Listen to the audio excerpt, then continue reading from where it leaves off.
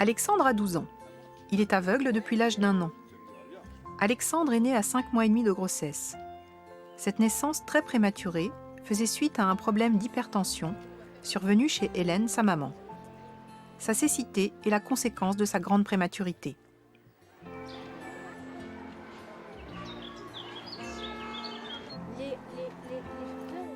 Nous le retrouvons aujourd'hui avec Muriel, l'ergothérapeute qui l'accompagne dans l'apprentissage des gestes de la vie quotidienne depuis qu'il est petit. Bon, Alexandre, on s'occupe de Rosalie. Aussi.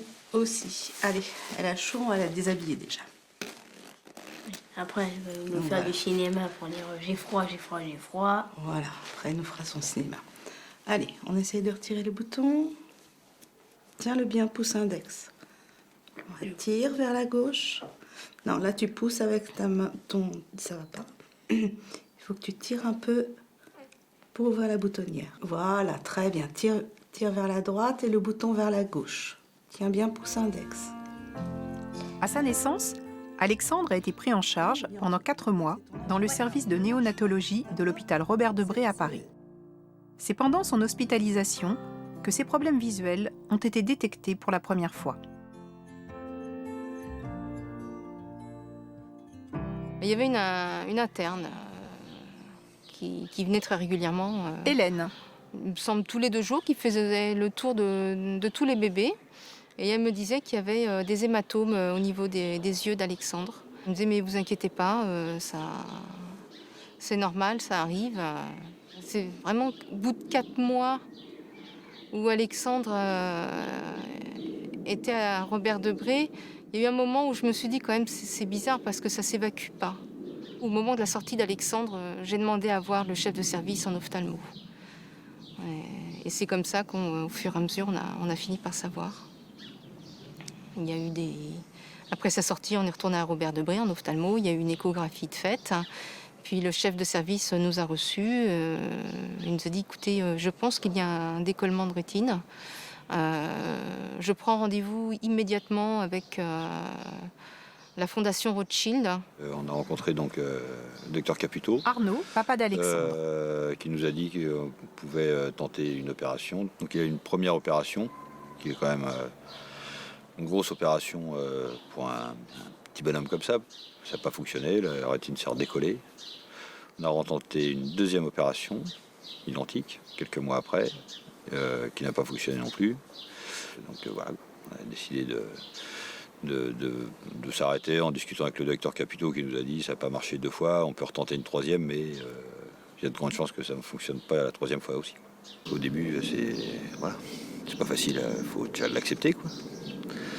Et puis on se pose plein de questions parce qu'on ne connaissait pas forcément de personnes non-voyantes, donc on se dit comment ça se passe dans la vie après, quoi. Je pense qu'à l'époque, on pensait plus que c'était le genre d'accident qui arrivait régulièrement. Dans le cas de la grande prématurité, effectivement, il y a moins de bébés prématurés qui meurent, mais en même temps, on sait très bien qu'il y a des séquelles. Alors ça peut être des séquelles au niveau de la vision, ça peut être d'autres parties du corps ou des organes de toucher. C'est vrai que souvent, on nous disait « Ah, bah oui, mais c'est vrai que c'est le genre de choses qui arrivent. » Alors maintenant, je sais qu'ils font de la prévention un peu plus systématique pour les yeux et pour d'autres organes. Ils sont plus attentifs. Ils sont moins dans le discours je dirais presque de la normalité. Ce sont des choses qui arrivent. Et plus dans le discours, il y a des choses qui arrivent, on le sait, il y a des accidents, il peut y avoir des séquelles, mais si on peut faire quelque chose pour éviter que cela ne s'aggrave, ou voire même faire disparaître certaines choses, on le fait. Allez. Attention parce qu'il y a plein de bazar dans l'escalier. On va aller prendre des petites salades. Pourquoi? Bah pour manger. Là, ça marche. Voilà. Tiens, on est où là? Vas-y, dans la serre. Allez, accroupis-toi. La serre? Allez, accroupis-toi. Tiens, c'est comme un atelier. Alors, tiens. Hop, tu prends le couteau. Voilà. Tu vas chercher le pied de la salade. Hop. Tu Alexandre, pied de la salade. Ouais. Oh là là. Celle-là, c'est une verte. Voilà. C'est une, Regarde. c'est une green. Oui. Ouais. Sont belles. Hein. Tiens, hop, une verte, une rouge. Tu les prends? Une red. Toi, tu dis green et red, et moi, c'est green et red. Ah oui, c'est ça. Mais j'ai pas l'accent, c'est ça. Exactement. Ah. Allez. Alors, on va aller porter ça au moment. Alexandre retourne régulièrement à la Fondation Rothschild en consultation avec le docteur Caputo. C'est l'ophtalmologiste qui l'a pris en charge quand sa rétinopathie a été découverte. Bien qu'Alexandre ne voit plus, un contrôle régulier est nécessaire afin de vérifier qu'aucun autre problème ne survient au niveau de ses yeux. Bon, on va regarder un petit peu ce qu'il en est au niveau de son œil.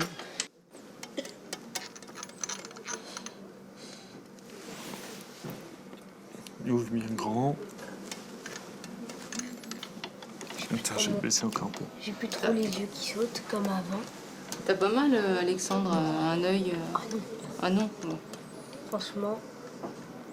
Vas-y, essaie d'ouvrir grand. C'est bon, c'est fini. Ok, c'est bon, tout va bien. On recule un petit peu. Quand les prématurés naissent, ils ont pas totalement développé les vaisseaux au niveau de leur rétine. Normalement, chez un enfant normal, Docteur Caputo. ces vaisseaux vont terminer leur développement à terme ou juste après terme. Et donc, chez le prématuré, ces vaisseaux sont insuffisamment développés. C'est-à-dire qu'au niveau de la rétine, le développement des vaisseaux se fait à partir du nerf optique de façon centrifuge et quand ils sont pas insuffisamment développés, c'est la rétine qui est périphérique qui va pas être vascularisée comme il faut. Alors, en fonction des conditions de réanimation, d'oxygénation, d'infection, de problèmes que peut avoir l'enfant, il va développer ou non une rétinopathie des prématurés. Et développer une rétinopathie des prématurés, en tout cas dans les stades qui sont les stades les plus sévères, c'est quand ces vaisseaux vont se développer de façon anormale au niveau de la rétine et entraîner dans les formes les plus évoluées un décollement de rétine. Voilà, on a ici une photographie du fond d'œil, donc de la rétine d'un enfant nouveau-né. C'est une rétine normale. Ici, le nerf optique, à partir duquel se développent les vaisseaux, jusqu'à la périphérie de la rétine. Vous avez dans cette petite zone centrale la macula, qui est donc la zone de rétine qui permet de voir les détails et qui donne les dixièmes.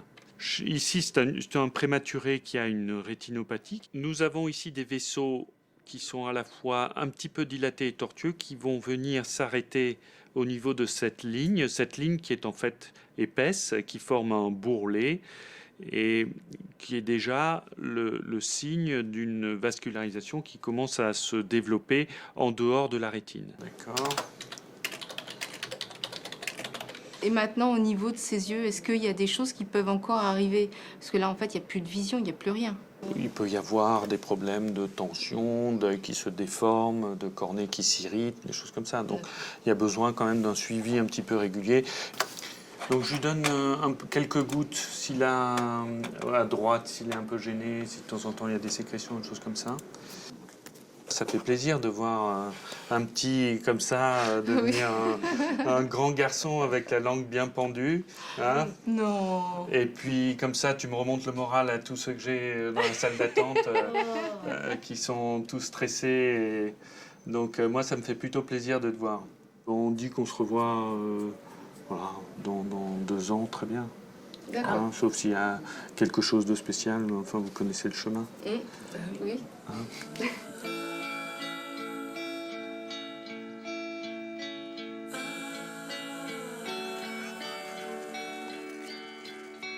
Anna a 4 ans et demi. Elle est née à 5 mois et demi de grossesse également. Céline, sa maman, souffrait d'une hypertension importante qui a provoqué un hématome entre le placenta et l'utérus, menaçant leur vie à toutes les deux. Lorsqu'elle est née, Anna pesait 850 grammes. À l'Institut de puériculture à Paris, où elle a été hospitalisée en néonatologie de sa naissance jusqu'à l'âge de 3 mois, Anna a pu bénéficier d'un dépistage visuel précoce. C'est à ce moment-là qu'une double rétinopathie a été détectée. Céline. Le dépistage a été fait très précocement, tout simplement par un examen au fond d'œil. Donc sa pathologie oculaire a été détectée. Donc elle a une rétinopathie bilatérale qui s'est développée au niveau de ses deux yeux. Ce qui explique en fait ces 3 facteurs essentiels. Donc son terme. Donc Anna est née à 26 semaines. Ce qui a aussi joué en sa défaveur, c'est son petit poids à la naissance et puis une oxygénation prolongée pour qu'elle vive. Voilà. Depuis que sa rétinopathie a été dépistée, Anna est suivie à la Fondation Rothschild à Paris. Elle y est reçue pour son rendez-vous annuel par le docteur Barjol. Alors, ça va Anna? Tu es en train déjà de manger mes petits joujoux. Hop, tiens, tu vas me regarder. Maintenant, c'est pas la gorge, moi, tu sais. Tu regardes la lumière. Docteur Barjol. Le risque de rétinopathie est d'autant plus important que le bébé naît tôt. Lorsqu'il naît juste avant 7 mois, c'est de meilleurs pronostics que lorsqu'ils naissent autour de 5-6 mois, soit 25 semaines d'aménorrhée. Or en France, on réanime de mieux en mieux les bébés, notamment les tout petits, qui vivent et qui survivent, donc qui sont beaucoup plus à risque de rétinopathie. C'est super. Sur 1,2% de naissances prématurées chaque année en France, 3 à 5% des bébés vont souffrir d'une rétinopathie. C'est donc pour éviter 300 cas par an de cécité qu'un dépistage dans les premières semaines qui suivent la naissance est préconisé. Alors on va regarder tes yeux, on va faire le fond d'œil donc d'Anna.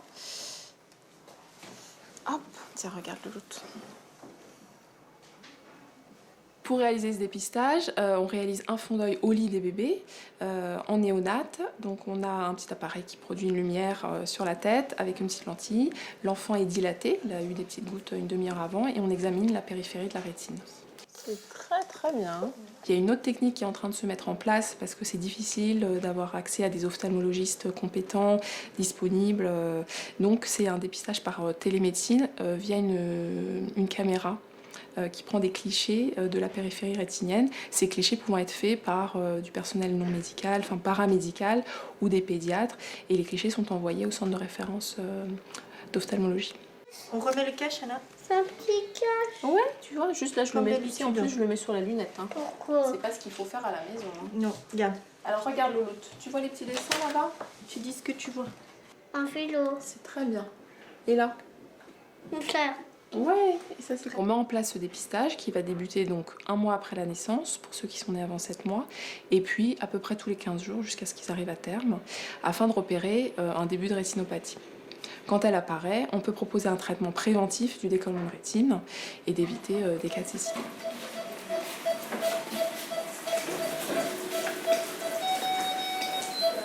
Quand la rétinopathie est affirmée, on va traiter au laser ces enfants en traitant la rétine qui est mal irriguée par les vaisseaux, qui n'est pas du tout vascularisée.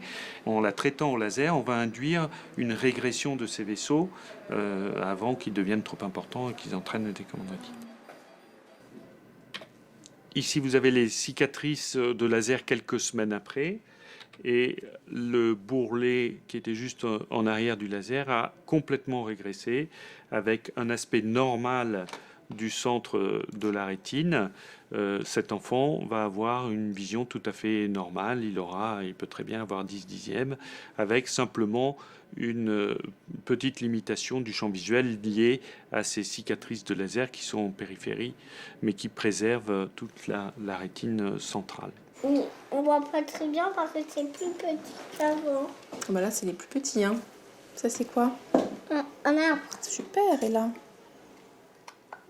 On a oublié ici. D'accord, t'as raison. Vas-y. Un arbre. Ce dépistage précoce a permis de sauver la vue d'Anna. Ce qui est très important puisqu'en fait Anna est née en 2009 et il y aura à peu près une dizaine d'années, Anna aurait perdu la vue. Anna a bénéficié donc, dans un premier temps d'un laser bilatéral au niveau des deux yeux. Donc ça a été fait assez rapidement, hein, juste après le dépistage, dans les jours qui ont suivi. Donc dans un premier temps, donc l'intervention était une réussite et c'est lors d'un contrôle malheureusement donc il y a un barrage qui a cédé au niveau du laser, donc on a dû donc la prendre en charge de façon chirurgicale, donc avec une deuxième intervention, donc une vitrectomie au niveau de son œil droit.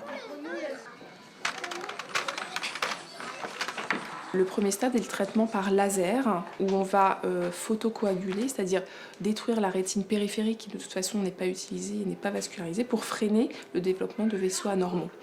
Si on ne peut malheureusement pas faire ce traitement, les vaisseaux anormaux prolifèrent et entraînent un décollement de la rétine. Là, il faut faire une chirurgie où on rentre des instruments dans l'œil, on est obligé d'ouvrir l'œil et donc on doit réaplatir cette rétine, donc réaliser une vitrectomie, c'est-à-dire enlever tout ce qui tire sur cette rétine et mettre des produits comme du gaz ou de l'huile de silicone pour réaplanir la rétine. C'est des choses beaucoup plus invasives.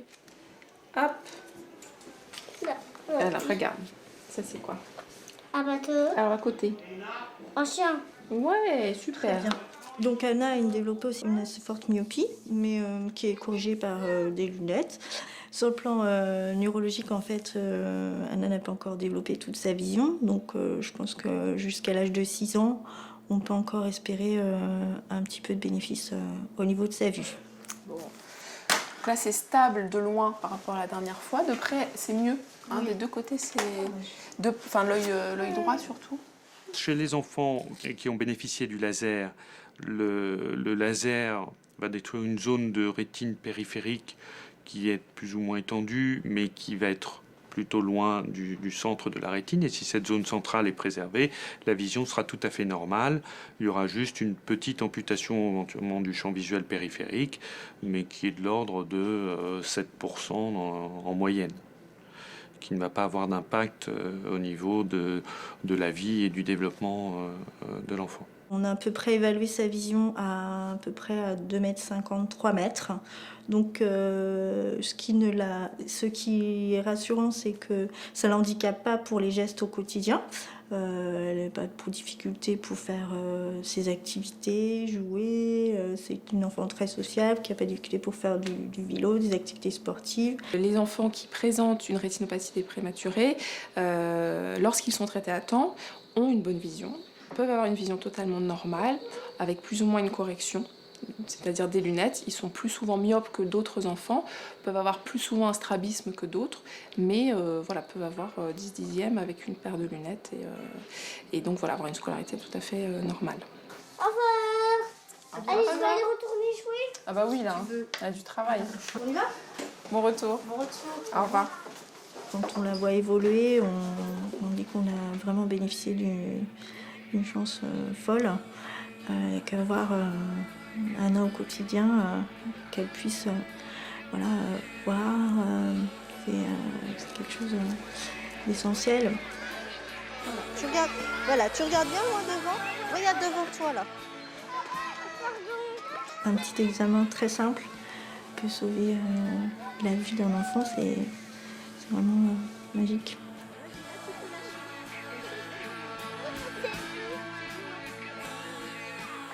Grâce à un examen indolore et non invasif, les bébés dépistés peuvent donc être rapidement soignés. 1, 2, 3, champion! Ce dépistage est pourtant loin d'être systématique en France.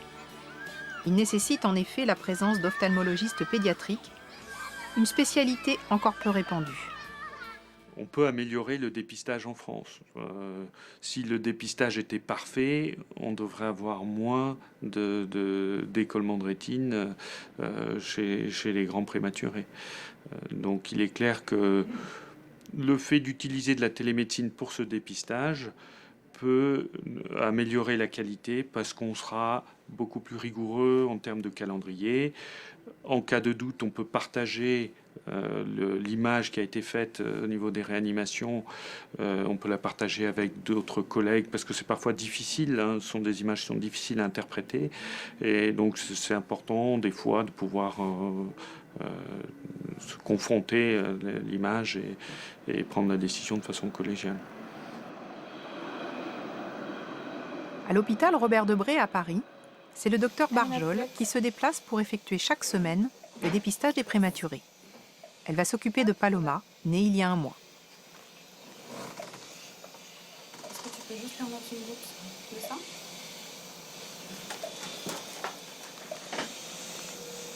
On va la sortir après un peu dans le cul. On peut aller 3. Céline, maman de Paloma. Lors de ma 2e échographie, on a détecté le fait que Paloma était petite par rapport à la moyenne des enfants. Et en fait, les médecins ont cherché à savoir ce qui se passait de façon plus précise. Et il y avait un problème de vascularisation du placenta. Et le placenta étant pathologique, finalement, on était en danger toutes les deux. Et les médecins ont décidé d'interrompre plus tôt que prévu la grossesse.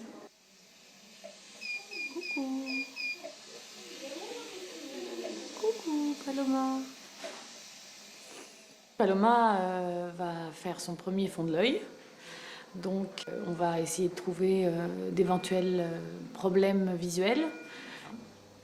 Bon, les médecins sont plutôt optimistes, mais quand même un avis scientifique est préférable. Moi, je suis très confiante. Je veux dire par là que j'ai appris à connaître l'équipe, à voir comment ils fonctionnaient, et je me rends compte qu'en fait, ils essayent vraiment de baliser toutes les orientations pour pouvoir prévenir la moindre pathologie. Ok, on va passer à l'autre œil. C'est bien, en supérieur. Là, j'ai et l'incu et la PPC qui m'ont mis. Donc là, pôle postérieur, très bien.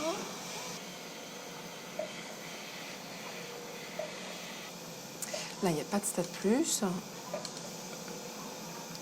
plus, c'est quand il y a des Oui, une tortuosité vasculaire. Là, en nasal, ça va quasiment au bout. On n'a pas de rétinopathie pour l'instant. On fera un contrôle peut-être dans 15 jours. Mais pour l'instant, tout va bien. Ok. Le pédiatre qui est là m'a dit que tout s'était bien passé et que le résultat était très bon. Voilà. Donc apparemment, le résultat est immédiat, il n'y a pas besoin de l'envoyer, analyser. Voilà. Donc, me voilà rassurée. Ouais. On y va. Tiens le sage. Yes. Voilà. Hop, on passe les fesses. Voilà. Voilà, les filles tirent pas trop. Hop. Je crois que je me suis fait suffisamment de soucis le dernier mois de ma grossesse et puis les 15 premiers jours, quand elle me semblait vraiment très petite. Et là maintenant, je vois qu'elle s'accroche, qu'elle grandit, qu'elle prend du poids, qu'elle est assez réactive relationnellement. Donc, je me dis que voilà, il n'y a pas de raison que ça n'aille pas.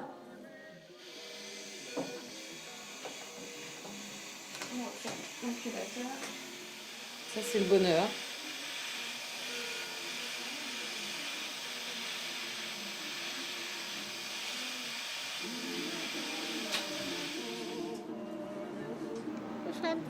Il faut faire un par Pour de plus amples informations, vous pouvez contacter l'Union nationale des aveugles et déficients visuels 0811 703 300 www.unadev.com. Pour retrouver toutes ces informations ainsi que d'autres, le site internet de France 5 est à votre disposition. www.france5.fr/à vous de voir avec des tirets / ou écrivez-nous à vous de voir, France Télévisions, pôle France 5, 10-12 rue Horace Vernet, 92 130, Issy-les-Moulineaux, Cedex 9.